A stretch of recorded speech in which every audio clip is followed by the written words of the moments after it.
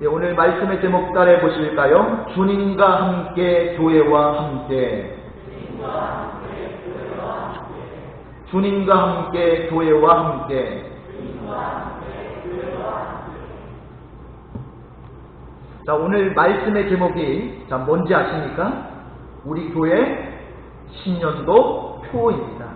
자, 여러분 앞에 보시면 우리 교회 신년도 표 현수막이 보이시죠? 여기 보면 주님과 함께, 교회와 함께, 그리고 우리 표 주제 말씀은 사도행전 2장 46절, 47절 오늘 본문 말씀 가운데 들어가 있는 말씀이 주제 송구입니다. 여러분 주일마다 여기 본당에서 예배를 드릴 때에 늘 이 올해 표를 보시면서 이 말씀을 늘 기억하시고 이 표대로 주님과 함께, 교회와 함께 이 한 해를 살아가시기를 주님의 이름으로 축복합니다. 오순절날 뜨거운 성령 충만을 경험한 제자들이 군중들에게 복음을 전할 때에 각 나라에서 몰려왔던 유대인들은 이 제자들이 전하는 복음이 각자 자기 나라 말로 들려지는 놀라운 기적을 체험하게 됩니다. 그런데 사람들 중에는 그 놀라운 기적을 보면서 제자들이 새 술에 취했다라고 하면서 오히려 제자들을 조롱하고 멸시하는 사람들도 있었습니다. 그래서 베드로는 그 놀라운 현상이 어떻게 해서 일어났으며 그 기적을 일으켜 주신 예수님의 삶과 죽음과 부활과 승천에 대해서 그들에게 자세하게 설명해 주었고, 그들이 얼마 전에 십자가에 못 박아 죽였던 그분이 바로 하나님께서 보내신 그들의 주이시며 그리스도이심을 밝히 증거했습니다. 그 베드로의 설교를 듣고 있던 사람들의 마음이 찔려서 형제들아 우리가 어찌 알고? 라고 하면서 베드로와 제자들에게 자기들이 어떻게 해야 할지를 물어보았을 때에 베드로는 그들에게 회개하고 세례를 받고 죄사함을 받으면 성령을 선물로 받게 될 것이라고 말해 주었습니다. 그 말을 들은 사람들 중에 3,000명이 그 자리에서 세례를 받고 구원받는 놀라운 부흥의 역사가 일어나게 됐죠. 자, 오늘 본문은 그렇게 해서 만들어진 이 초대교회 성도들의 삶에 대해서 아주 자세하게 말씀해 주고 있습니다. 자, 우리 먼저 사도행전 2장 42절을 같이 읽겠습니다. 시작. 그들이 사도의 가르침을 받아 서로 교제하고 떡을 떼며 오로지 기도하기를 힘쓰니라. 자, 첫 번째로 초대교회 성도들은 따라해 보실까요? 사도의 가르침을 받았습니다. 자, 여기 42절에 보니까 그들이 사도의 가르침을 받아 라고 말씀합니다. 자, 이들이 구원받은 후에 가장 먼저 했던 일이 사도들로부터 하나님의 말씀을 배우는 일이었어요. 자, 다른 중요한 일들도 많았을 텐데 왜 그들은 가장 먼저 말씀부터 배웠을까요? 그것은 이 사도들이 이 성도들에게 가장 먼저 했던 일이 바로 말씀을 가르치는 일이었기 때문입니다. 그렇다면 사도들은 왜 다른 일은 다 제쳐두고 말씀을 가르치는 일부터 시작했을까요? 그것은 예수님께서 승천하시기 전에 제자들에게 남기신 유언과도 같은 말씀 때문입니다. 자, 우리 말씀 찾아볼게요. 마태복음 28장 19절 20절 같이 읽습니다. 시작. 그러므로 너희는 가서 모든 민족을 제자로 삼아 아버지와 아들과 성령의 이름으로 세례를 베풀고 내가 너희에게 분부한 모든 것을 가르쳐 지키게 하라. 볼지어다 내가 세상 끝날까지 너희와 항상 함께 있으리라 하시니라. 아멘. 자, 예수님께서는 승천하시기 전에 제자들에게 모든 사람에게 무엇을 베풀고요? 세례를 베풀고, 자, 또 무엇을 가르치라고 했죠? 내가 너희에게 분부한 모든 것, 쉽게 얘기하면 하나님의 말씀을 가르칠 것을 당부하셨죠. 그럴 때 예수님께서 반드시 그들과 함께 해주시겠다고 약속해 주셨습니다. 그래서 제자들은 이 예수님의 유언대로 이제 막 세례받고 구원받은 사람들에게 집중적으로 가장 먼저 하나님의 말씀부터 가르쳤던 것입니다. 그랬더니 초대교회에 놀라운 부흥의 역사가 나타나는데 자, 그 역사를 성경에 이렇게 말씀하고 있어요. 사도행전 19장 20절에 보니까 이와 같이 주의 말씀이 힘이 있어 흥왕하여 세력을 얻으니라. 여러분, 성경에 초대교회가 놀랍게 부흥하는 것을 가리켜서 말씀이 힘이 있어 흥왕했다라고 말씀하고 있습니다. 말씀과 부흥은 이렇게 밀접한 연관이 있다는 거예요. 어느 교회든지 말씀이 살아나면 그 교회는 살아나게 되는 줄 믿습니다. 가정이든 개인이든지 똑같습니다. 가정도 개인도 말씀이 살아나면 그 개인도 가정도 살아나는 거예요.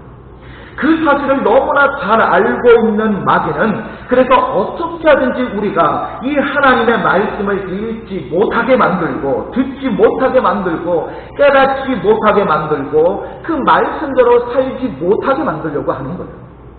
어떤 이유에서든지 우리가 말씀과 멀어지면 우리의 신앙은 점점 힘을 잃어가게 되고 이 땅에서의 우리의 삶은 점점 힘들어지게 됩니다.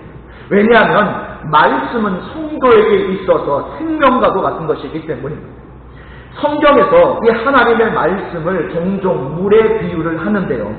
우리 인간뿐 아니라 생명을 가진 이 생명체가 물을 마시지 못하면 반드시 죽게 되듯이 우리가 우리에게 진정한 생명을 공급해 주시는 하나님의 말씀과 멀어지면 우리의 영적 생명은 점점 그 힘을 잃게 되고 마지막에는 그 생명력이 완전히 죽어버리고 만다라는 겁니다. 그래서 예수님께서는 이 제자들에게 구원받은 성도들에게 하나님의 말씀을 열심히 가르칠 것을 당부하셨고 제자들은 그 예수님의 당부대로 이제 막 구원받은 사람들에게 집중적으로 하나님의 말씀부터 가르쳤던 것입니다. 이와 같이 교회든 가정이든 개인이든 하나님의 말씀을 가르치고 배우는 일에 최선을 다해야 할 줄 믿습니다. 그래서 교회와 가정과 개인에게 하나님의 말씀으로 충만할 때에 그 교회, 그 가정, 그 개인은 반드시 살아날 것이며 그 살아난 교회와 가정과 개인을 통해서 모든 것이 살아나는 놀라운 생명 역사를 경험하게 될 줄로 믿습니다. 자, 두 번째 초대교회 성도들은 따라해 보실까요? 서로 교제했습니다. 자, 오늘 말씀해 보니까 서로 교제하고라고 말씀하죠. 자, 우리 교회를 가리켜서 흔히 신앙 공동체라는 말을 많이 합니다. 그 말은 신앙생활은 산속에서 혼자 하는 것이 아니죠. 다른 성도들과 함께 하는 것입니다. 그래서 히브리서 10장 25절을 우리 같이 한번 읽어보겠습니다. 히브리서 10장 25절 시작. 모이기를 피하는 어떤 사람들의 습관과 같이 하지 말고 오직 권하여 그날이 가까움을 볼수록 더욱 그리하자. 아멘. 성도는요, 예수님의 재림이 가까울수록 더욱더 모이기를 힘쓰라고 성경은 말씀하고 있습니다. 자, 그 이유가 뭐겠습니까? 우리가 점점 함께 모여 하나님께 예배드리는 시간을 빼먹고 함께 모여 기도하는 시간을 줄이고 함께 모여 사역하는 시간을 줄이면 그 결과 우리의 삶은 계속해서 힘들어지게 됩니다. 왜냐하면 그렇게 되면 마귀가 마음껏 우리를 공격하게 되기 때문이죠. 우리는 그 마귀의 공격을 속수무책으로 당할 수밖에 없기 때문입니다. 그러면 우리의 삶은 참으로 불행해지게 되는 거죠. 그래서 하나님의 자녀인 우리는 주님이 오시는 그날까지 계속해서 성도들끼리 모여서 성도의 교제를 나누는 일에 온 힘을 쏟아야 하는 것입니다. 물론 지금이 코로나 시대 때문에 모이는 것이 쉽지 않은 상황입니다. 그러나 허용된 범위 안에서 우리는 이 코로나 상황을 우리가 모이지 못하는 또 다른 핑계거리로 삼지 말고 내가 할 수 있는 최선을 다해서 하나님 앞에 모여서 교제하고 하나님 앞에 영광을 올려드리는 우리 모두가 되어야 할 줄 믿습니다. 세 번째로 초대교회 성도들은 따라해 보실까요? 모일 때마다 떡을 떼었습니다. 자, 여기 말씀을 보니까 떡을 떼며라고 나와 있죠. 자, 여기서 떡을 떼었다라는 말은 무슨 말입니까? 자, 우리 교회가 이렇게 항상 주일 예배 마치고 나갈 때마다 이렇게 떡을 자주 나누는데요. 자, 떡을 이렇게 단순히 떡을 나눴다는 그런 뜻일까요? 아닙니다. 성찬식을 거행했다는 뜻이에요. 예수님께서는 십자가에 못 박혀 죽으시기 전날 밤 제자들과 마지막 이 만찬 석상에서 성찬식을 제정해 주시면서 이런 말씀을 하시죠. 우리 마태복음 26장 26절에서 28절까지 말씀 같이 읽겠습니다. 시작. 그들이 먹을 때에 예수께서 떡을 가지사 축복하시고 떼어 제자들에게 주시며 이르시되 받아서 먹으라, 이것은 내 몸이니라 하시고, 또 잔을 가지사 감사기도 하시고 그들에게 주시며 이르시되 너희가 다 이것을 마시라, 이것은 죄 사함을 얻게 하려고 많은 사람을 위하여 흘리는 바 나의 피 곧 언약의 피니라. 아멘. 예수님께서는 이 유대인의 명절인 유월절에 제자들과 유월절 음식을 같이 드시면서 유월절 음식 중 하나인 누룩이 없는 떡을 떼어서 제자들에게 주시면서 뭐라고 말씀하십니까? 이것이 당신의 몸이라고 하시며 받아 먹으라고 말씀하시죠.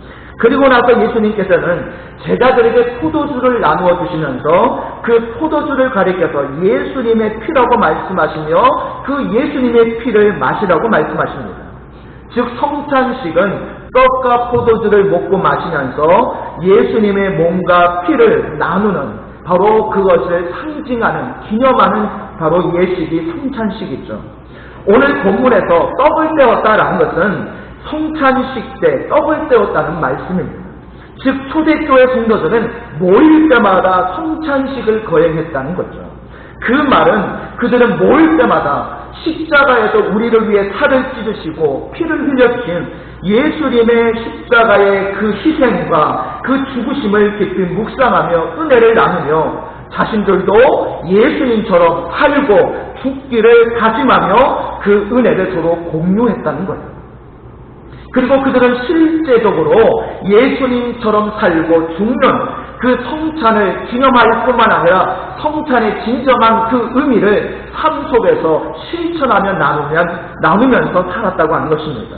그럴 때 이 초대교회의 폭발적인 부흥이 임하게 된 거죠.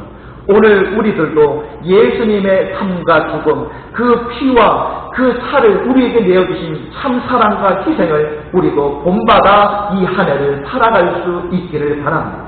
네 번째로 초대교회 성도들은 따라해 보실까요? 기도에 힘썼습니다. 자, 오늘 여기 말씀해 보니까 오로지 기도하기를 힘씁니다 라고 말씀하고 있죠. 이 말씀은 예수님께서 승천하시고 난 후에 마가의 다락방에서 성령을 기다리며 기도하던 제자들에 대해서 했던 말씀과 굉장히 유사합니다.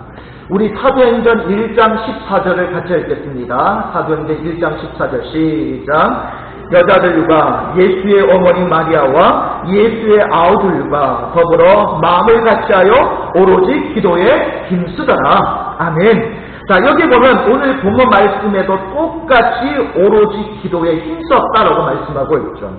즉 초대교회 성도들은 이 제자들의 기도를 그대로 본받아서 그들도 뜨겁게 기도했다라는 거예요. 여러분, 오순절 성령이 임하시기 10일 전부터 여러분 이 제자들이 마가의 다락방에 모여서 오실 성령님을 기다리며 뜨겁게 목숨 걸고 기도하지 않았습니까? 그랬더니 10일 후에 오순절에 오로지 기도에 힘썼던 120명의 제자들 모두에게 성령님께서 강력하게 임재해 주셨죠. 그리고 그들을 통해서 놀라운 성령의 역사가 나타났던 것입니다. 베드로의 설교를 듣고 예수님을 자기의 구주로 영접하고 세례받았던 초대교회 성도들도 그런 제자들의 기도를 본받아서 그들도 뜨겁게 기도했다는 것을 알 수가 있죠. 그들도 제자들처럼 목숨 걸고 기도했고 제자들처럼 기도에 모든 것이 달려있다고 생각하고 간절하게 기도했습니다. 오늘 저와 여러분들도 이 초대교회 성도들처럼 올 한 해 뜨겁게 기도할 수 있기를 바랍니다. 다섯 번째로 초대교회를 통해서 따라해 보실까요? 기사와 표적이 많이 나타났습니다. 우리 사도행전 2장 43절을 같이 읽습니다. 시작. 사람마다 두려워하는데 사도들로 말미암아 기사와 표적이 많이 나타나니. 아멘.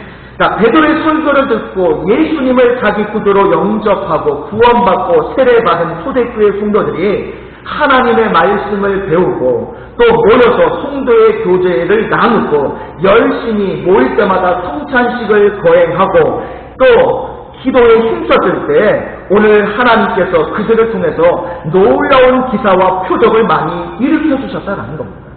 그래서 믿지 않는 사람들이 그들을 두려워하게 되었다라고 여기 말씀하고 있는데요. 이 두려움은 공포가 아니라 경외감입니다. 경외감. 불신자들은 초대교회 성도들의 삶과 그들을 통하여 나타나는 이 성령의 놀라운 역사를 보면서 그들을 존경하고 흠모하게 되었다는 거예요.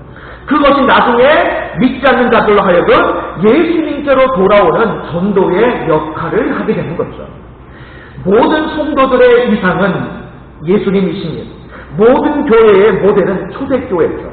하나님께서는 오늘 이 본문을 통해서 초대교회의 모습을 우리에게 보여주시면서 우리도 이 초대교회 성도들과 같이 성령의 능력에 사로잡혀서 이 한 해를 살아가기를 원하십니다. 우리도 그들처럼 말씀을 통해 교제를 통해 또 기도를 통해서 오늘 우리를 통해 놀라운 역사와 기적과 능력을 행하실, 그래서 그것을 통해 수많은 영혼들이 하나님께로 돌아오는 이 생명 역사에 오늘 저와 여러분이 통로가 되어서 쓰임받기를 하나님은 원하시는 줄 믿습니다. 올 한 해 그 일에 온전히 쓰임받으시기를 바랍니다. 여섯 번째입니다. 초대교회 성도들은 따라해 보실까요? 자기 소유를 다른 사람을 위해 내어놓았습니다. 우리 사도행전 2장 44절 45절 같이 읽습니다. 시작. 믿는 사람이 다 함께 있어 모든 물건을 서로 통용하고 또 재산과 소유를 팔아 각 사람의 필요를 따라 나눠주며. 아멘. 자, 이 말씀과 똑같은 내용의 말씀이 사도행전 4장 32절에서도 나오는데요. 초대교회 성도들의 가장 큰 특징을 들라고 한다면 자기 재산을 자기 것이라고 주장하는 이가 하나도 없었고 모든 성도들이 다 이웃을 위해서 자기 재산을 아낌없이 나눴다고 하는 것입니다. 여러분, 마치 이 모습은 공산주의 사회와도 비슷해 보이는데 이 초대교회와 공산주의 사회의 가장 근본적인 차이가 무엇일까요? 그것은 공산주의 사회는 개인의 재산을 강제로 빼앗습니다. 그러나 초대교회 성도들은 자발적으로 자기 재산을 내놓았다는 거죠. 자, 모든 사람들에게는 태어날 때부터 자기 소유에 대한 애착을 가지고 태어나는데 어떻게 해서 이 초대교회 교인들은 다른 사람을 위해서 이렇게 자신의 소유를 자발적으로 내놓을 수 있었을까요? 자, 거기에서 사도행전 4장 31절에 보면 이렇게 말씀하고 있습니다. 빌기를 다음에 모인 곳이 진동하더니 무리가 다 성령이 충만하여 담대히 하나님의 말씀을 전했다라고 말씀합니다. 자기 소유를 전혀 아까워하지 않고 다른 사람을 위해 자발적으로 내놓을 수 있었던 비결은 성령 충만이라고 하는 거예요. 인간의 타락한 본성으로는 자기 소유를 자발적으로 내놓기가 어렵습니다. 사람은 자기 소유를 내놓을 때도 자발적으로 기쁜 마음으로 자기가 원해서가 아니라 내놓기 싫은데 억지로 어쩔 수 없이 내놓을 때가 참 많죠. 그러나 성령님께서 그 사람을 붙드시면 그 사람은 더 이상 자기 소유가 자기의 것이라고 생각되지 않습니다. 그 대신 그것은 하나님께서 자기에게 잠시 맡겨놓으신 하나님의 것이며 자신은 그 하나님의 것을 잠깐 빌려 사용하는 청직이라고 여기게 되는 거죠.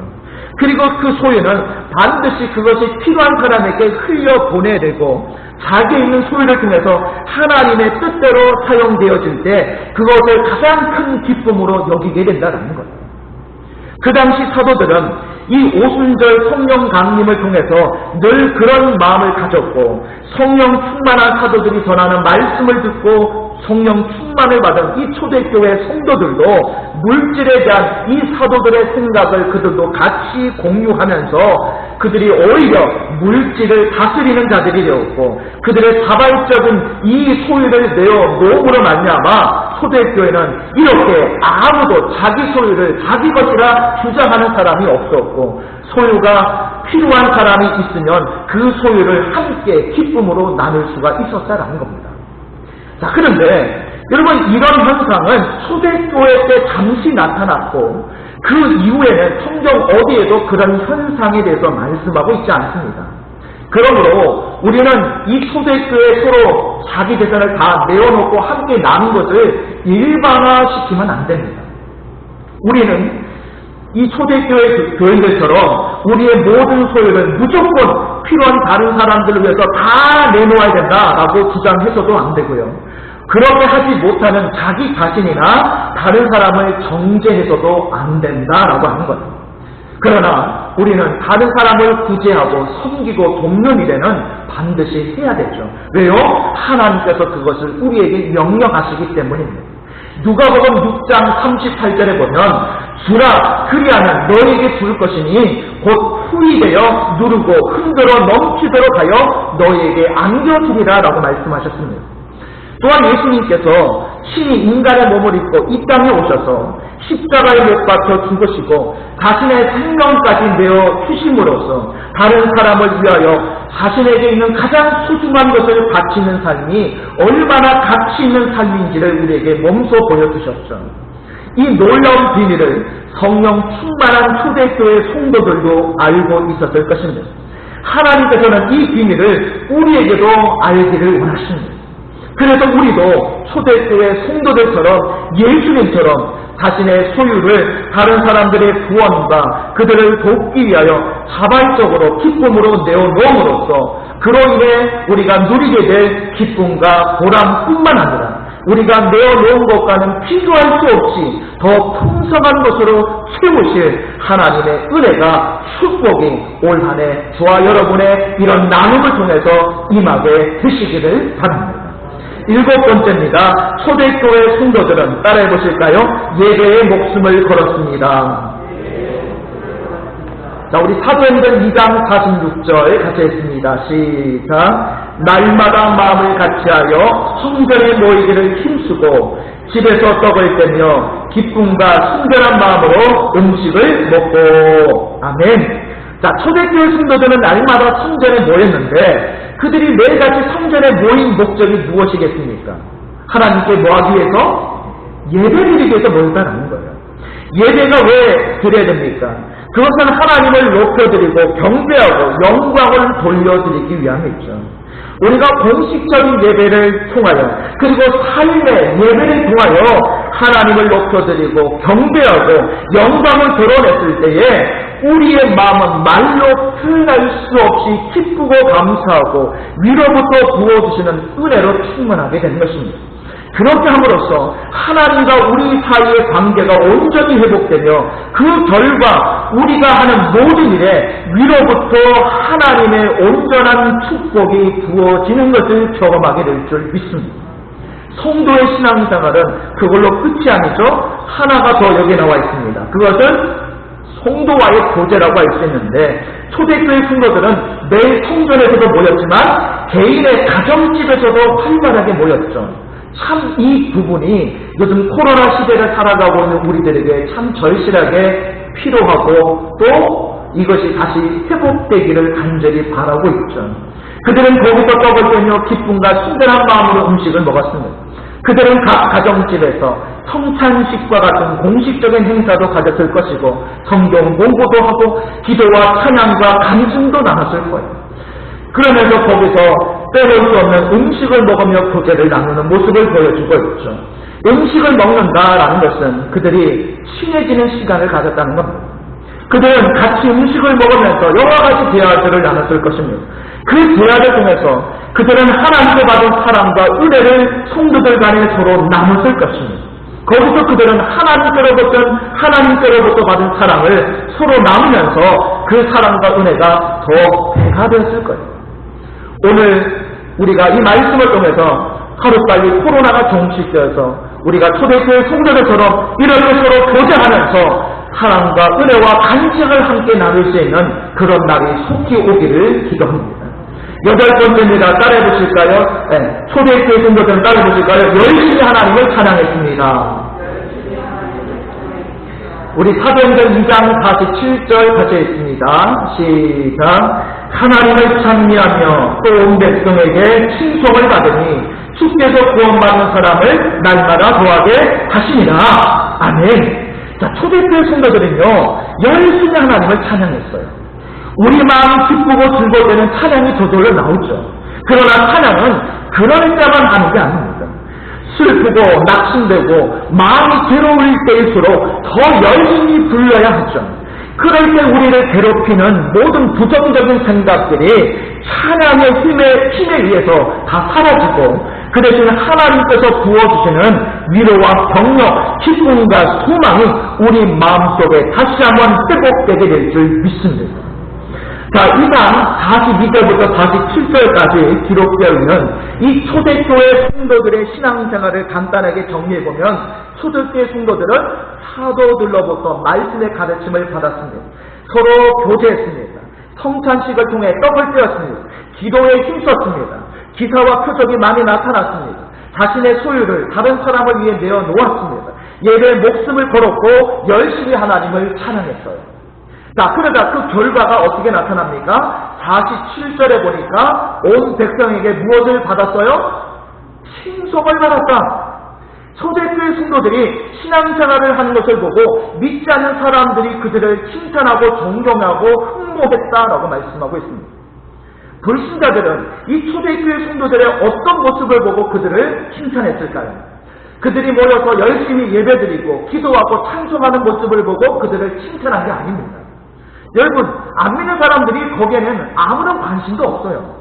불신자들이 하나님을 믿는 성도들이 자기들의 소유를 전혀 아까워하지 않고 가난하고 불쌍한 자들을 위해서 내어놓는 모습을 보고 거기서 감동을 받고 이들을 칭찬하는 거예요.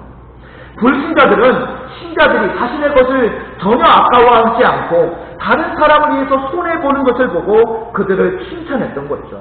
그리고 그들도 이 초대교회 성도들이 믿고 있는 하나님을 믿기 위해서 그들의 모임에 동참했을 것입니다. 그것을 가리켜서 오늘 47절에서 이렇게 말씀하고 있죠. 주께서 구원받는 사람을 날마다 뭐하게 하십니다? 더하게 하십니다. 할렐루야. 여러분, 올 한 해 우리 교회도 이처럼 저와 여러분이 정말로 믿지 않는 사람들에게도 감동을 주고 그들에게 칭찬을 받을 수 있는 저와 여러분이 되어서 우리 교회가 올 한 해 많은 사람들에게 칭찬받고 많은 사람들이 주님 앞으로 돌아와서 주께서 구원받는 사람을 우리 진불 성결교회에 날마다 더하게 하시는 은혜가 있기를 바랍니다. 그래서 오늘 하나님 앞에 우리가 각 개인이, 각 가정이, 우리 교회가 초대교회 성도들이 살았던 이 8가지의 신앙과 삶을 본받아서 우리도 하나님 앞에 영적으로 바로 서 있을 뿐만 아니라 믿지 않은 수많은 세상 사람들에게 오늘 우리가 온전한 구원의 통로가 되어서 멸망 가운데 있는 수많은 영혼들을 하나님 아버지 품으로 돌아오게 하는 놀라운 풍의 역사를 경험하는 저와 여러분 되시기를 주님의 이름으로 축복합니다.